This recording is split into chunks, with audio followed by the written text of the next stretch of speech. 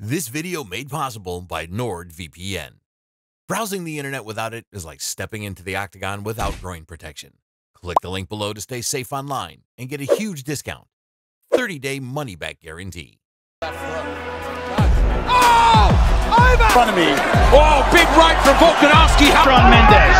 Ripping to the right. To say Herb might jump in.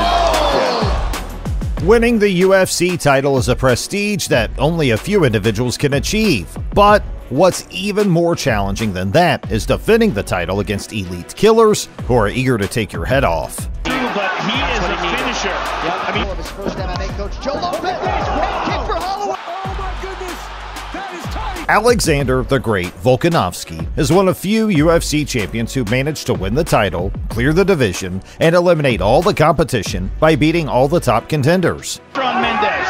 Ripping to the right. He follows up that kick with his hands. Him on the exits. We will look into Volkanovski's career and analyze why nobody at featherweight poses a real danger to dethroning him as champ.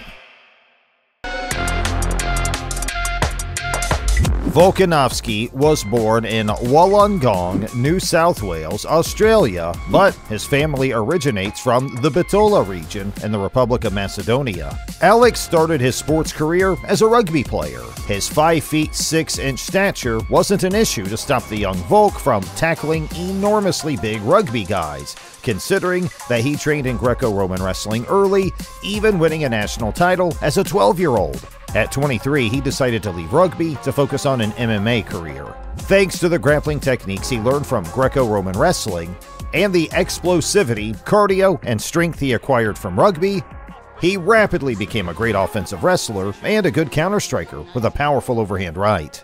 Oh! Over! The Australian made his professional debut on May 19, 2012. Volk quickly made this sport his new home as he went on a 9-1 record before he was scheduled to fight for the AFC Featherweight title. On June 14, 2015, the Great was matched against James Bishop, a dangerous finisher whose fights never reached the judges' scores. Yeah, he's got it. Alex immediately utilized his wrestling and scored an easy takedown early in the first. Volkanovski's been very busy in Southeast Asia, and interesting to note. From there on, he pounded James's head as if trying to drive a nail. As you said, Oh! nice, under enough here. He's hurt. He is hurt. Volkanovski on the brink. Forcing the referee to jump for the rescue. He's not defending himself, that's all. With this victory, Volkanovski won his first major title and was only starting. After winning his next bout and earning the local PXC featherweight title in the process, Alex was set to defend his AFC title against Jamie Mullarkey, a Brazilian Jiu-Jitsu black belt and powerful puncher. After missing with a left, Volk countered that with a Dan Henderson-style overhand right. Over! No, I did not. That instantly shut Jamie's lights off. Alex saw that the opponent was out cold and prevented himself from dealing more damage that could have caused Jamie to leave the cage vertically. Larky, Jamie, man, when he was throwing those left hooks. After scoring an incredible record of 13-1, 11 of those victories won by stoppage, the Australian finally appeared on the UFC radar and signed with the world's best MMA organization. Volkanovski made his UFC debut in November 2016 against Yusuke Kasuya, a submission wizard with a 100% finishing rate up to that point. Despite being a grappling specialist, pulling off a submission on Volk was a hard pill to swallow. Keep his opponent off, but Kasuya is not giving up on this position. And every time Yusuke went for a leg lock, Alex punished him with heavy punches. While the first round was close, the second round was a one-sided pounding. Yeah, I think he started strong, and I think he And the Australian was the one swinging the hammer. creates some space, but big, powerful shots from the top position. Kasuya desperately went for a knee bar, but Alex defended it by keeping his posture down while punching his head mercilessly. Final shots at the referee. After dealing heavy damage with ground and pound strikes, the referee waved the fight off. This fight took place at lightweight. Nevertheless, right after the fight, Volk announced that he would move to featherweight, a division that he would make his home. The following year, Alex was back in action against Mizuto Hirota, an MMA veteran with almost 30 fights. The Australian utilized his wrestling throughout the bout, for a guy who, like I said earlier, and controlled the fight in the clinch Highlands, and the grappling exchanges, 3.75 strikes per minute, which is edging the Japanese competitor on the judges' scorecards. In the next bout, Volkanovski returned to Australia to face Shane Young, a crafty finisher who can end the contest wherever it goes. The great knew where his strength lay and did what he does best: wrestling. your favourite, Stan. Chuck versus Tito. In his shoulder pin to the midsection, making it very difficult for Shane Young to defend this. He was controlling Young in the clinch, It allows him to fall into The outside trip against the fence repeatedly. and taking him down at will without much resistance. Down to the mat. an arm lockup of Volkanovski. By displaying a dominant performance for 3 rounds, To take down the 12 strikes out of 6 Alex spoiled Shane's debut by beating him convincingly via unanimous decision. The great Volkanovski! On February 11th, 2018, Volk was scheduled to square off against Jeremy Kennedy, an undefeated Canadian prospect who put his 0 on the line. In the first round, Alex wasted no time and took Jeremy down with a beautiful inside trip takedown. What happens to Jeremy Kennedy? From there on, the Australian brutalized the young fighter with heavy ground and pound as if he were a punching bag. The range of a taller fighter. Oh! Cracking. When the Canadian sat in his corner, judging by his facial expression, it was apparent that he didn't want to be there against a monster like Volkanovski.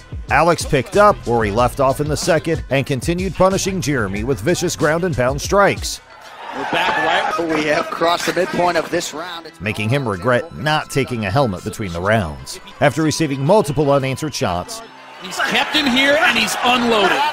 the referee saved the Canadian to fight another day.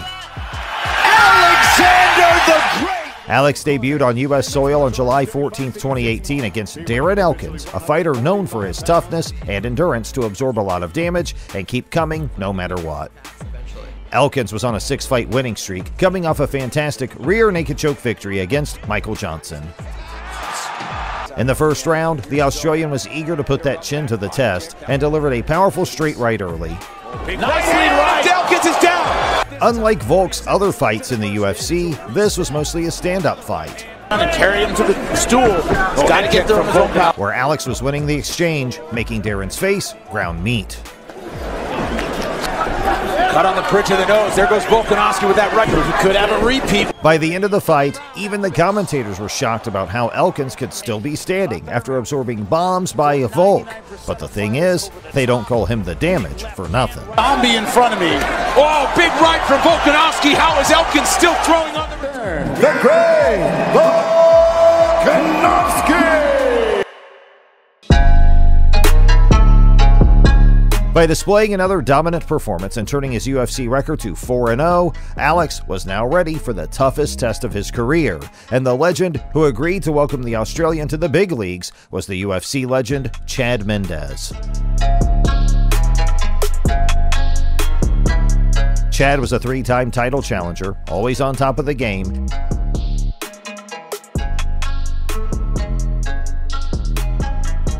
As expected, Mendes, as the betting favorite, pushed Alex to the limits. Nice right hand there. Right now, waiting for the punch and then following. And one could argue that he even stole the first round from the Australian.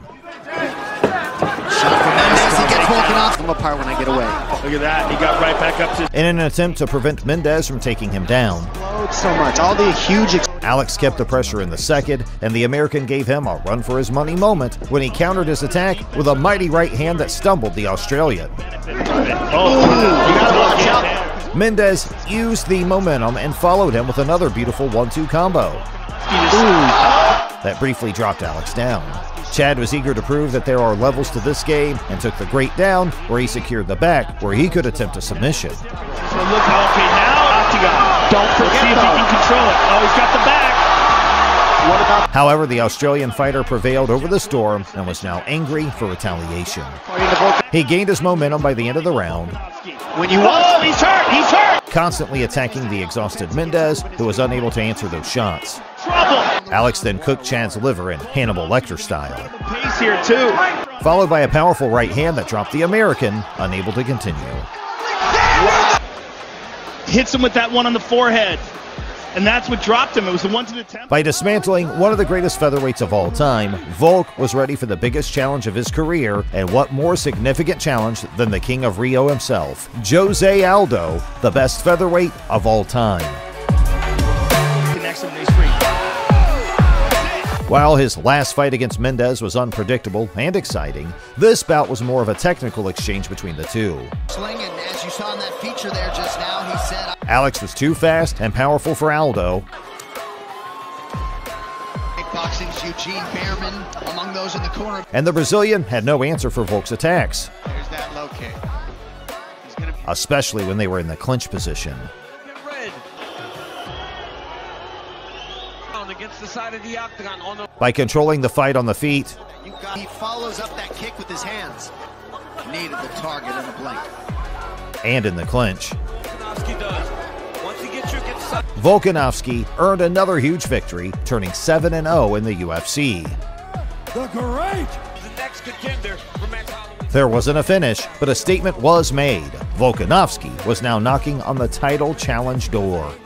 The UFC featherweight champion at the time, Max Holloway, seemed unstoppable. He beat Jose Aldo twice, and fans and journalists, including Joe Rogan, considered him the greatest featherweight fighter of all time. Their first fight occurred on December 14, 2019 in Las Vegas. Unlike most of his previous bouts, this fight was a high-level contest of stand-up exchange, Volkanovski. There's another good low kick. where Volk was slightly the better striker. Nice low kick by Volkanovski. Good left hand. When in between camps. Holloway was considered the best striker in the division. He put that status to the test, and Alex gladly accepted it. Holloway does such a great job of just sliding out of range when Volkanovski attacks him. In a technical exchange throughout 5 rounds, A big part of the strategy. Slow down that movement. Length of the legs matter. If anyone's ever attacked his leg. Again, the Australian got the better of Max. another inside low kick. Right? A guy with big power. Volkanovski is the real deal. As he kept counterattacking him with strikes. Fighting almost exclusively. Right. The Hawaiian had no answer for Volkanovski's boxing, And use it against him. And it's to Joe Lopez, Eugene Behrman, another. Volkanovski is a fantastic fighter, man. He thinks so well. And he's so tall. and was unanimously defeated on the judges' scorecards. The UFC featherweight division had a new champion, and his name was Alexander Volkanovski.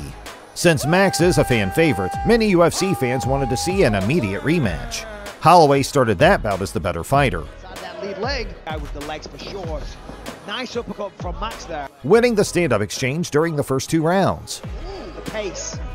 Nice show of his first MMA coach, Joe Lopez. Kick for Holloway. The Hawaiian ended the second round strong by delivering an uppercut from hell that dropped Volkanovski momentarily.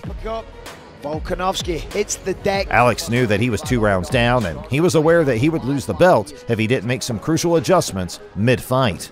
Sure enough, he started to gain momentum in the later round, The body. Good head move.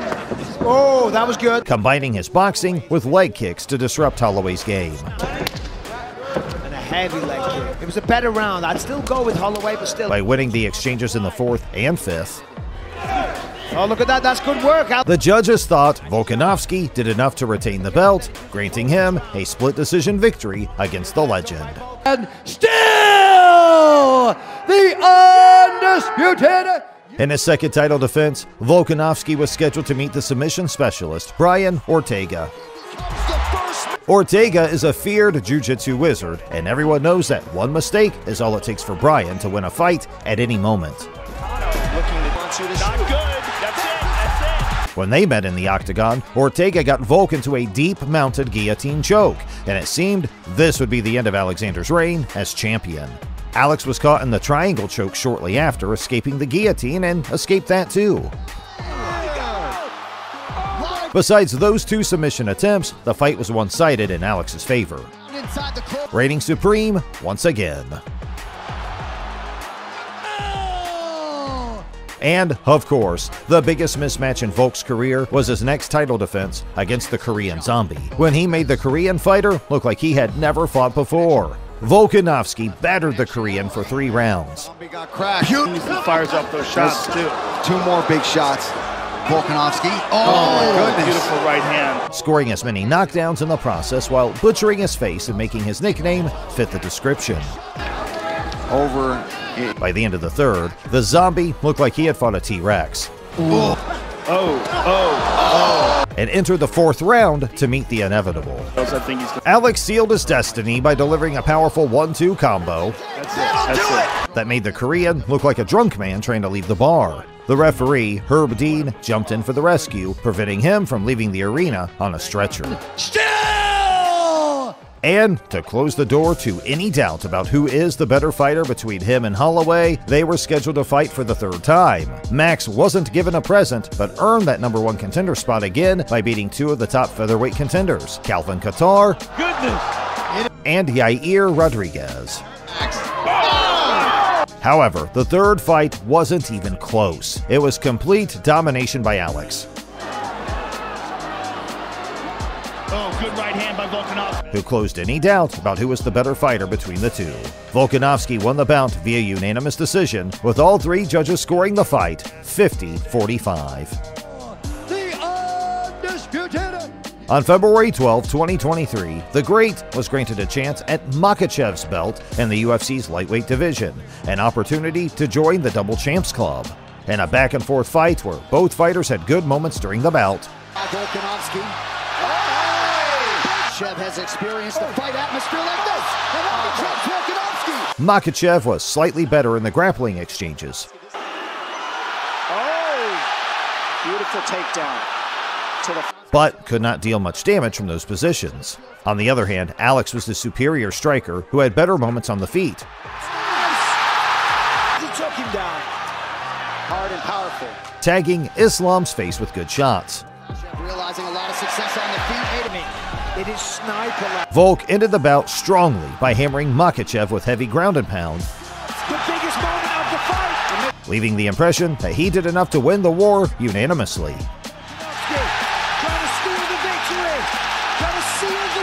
However, the judges saw otherwise and thought Makhachev's grappling trumped Volk's striking, allowing him to remain the UFC lightweight champion. According to many, Alex won that fight and was robbed, but nevertheless, he remained the UFC featherweight champion since this fight took place at lightweight. Volkanovski returned to featherweight to defend the title against Yair Rodriguez, a superior striker who won the interim belt, while Alex fought for the lightweight title. For the first 2 rounds, Volk controlled the fight by keeping the Mexican fighter down while pounding his head like a pinball machine.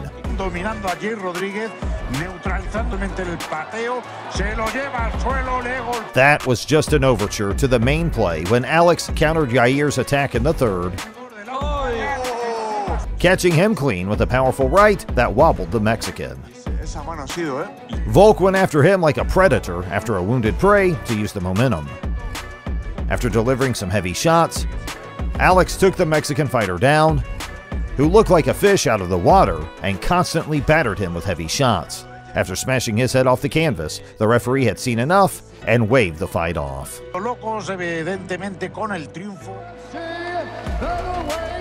Champion of the world.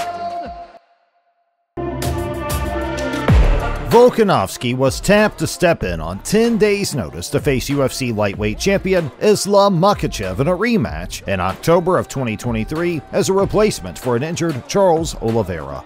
Right from the outset, Makhachev established his aggressive approach, targeting Volkanovski's base with precise leg kicks. This tactical onslaught quickly escalated, culminating in a stinging body kick, followed by a brutal head kick that left Volkanovski staggered and vulnerable. The referee halted the contest at the 3-minute and 6-second mark of the first round. Although Alexander Volkanovski faced defeat in the lightweight division, his legacy as an undefeated featherweight champion stands strong. His unparalleled determination and skill will be on display once more as he prepares to defend his title against Ilia Topuria in the coming days, highlighting his enduring greatness in the UFC. And what do you guys think? Who will win in the clash between Volkanovski and Topuria? Let us know in the comments. And if you want to see more videos like this, head kick the like button and smash that notification bell.